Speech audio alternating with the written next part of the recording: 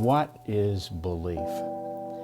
Belief is substantively evidenced first, not by what I say, but in what I do.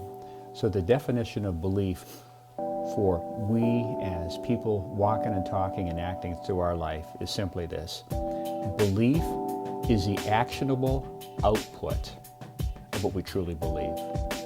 Without an actionable output, there is no belief, there's philosophy. Philosophy is an amorphous marshmallow.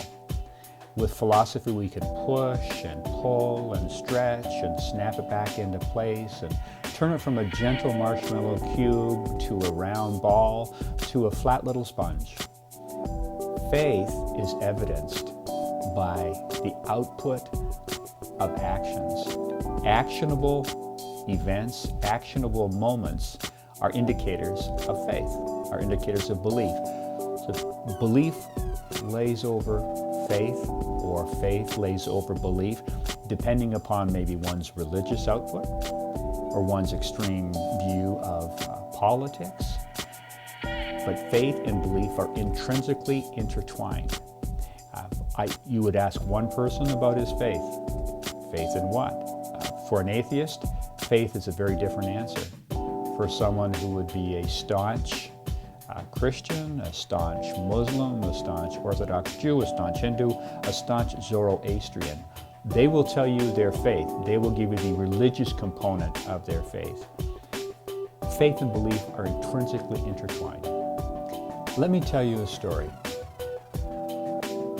Some years back, I had a very good friend. I'll call him Ken. Ken and I, both in our office, would share the fact that we were Christians, occasionally have a little Bible study together.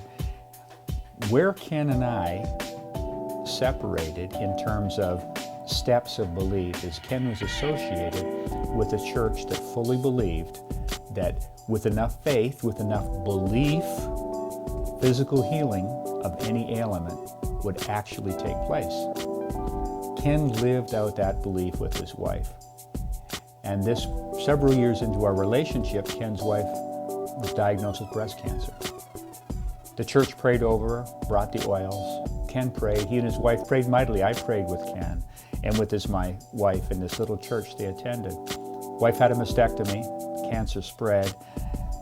Coming toward the end of the story, 6 months after the mastectomy, she was on her deathbed, and the elders of the church were there with Ken, and the elders of the church are very compassionate, and they expressed to Ken that his wife didn't believe enough or she'd be healed.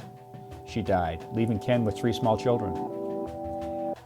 The walk away for Ken a month later is Ken walked away totally from his local church, and Ken also walked away from a belief in Jesus Christ. The extremity of belief had led Ken and the local church in different directions. This local church continued on. Ken's wife passed on. Ken continued to raise his children then, secular people. Ken lost total faith in God. I do not blame the local church. Don't blame anyone. But Ken's faith, intertwined with belief, was not built on the foundation stone of Christ. It was built on additions to the foundation stone, brought on by people across generations. Ken's wife died, Ken's alone, and Ken's belief was actually shaken to the core because it was untrue. It was not based on the foundation stone of Christ.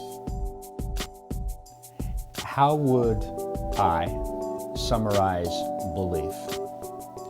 I'll go back to the core. Belief is evidenced through actionable outcomes, actionable moments in an individual person's life.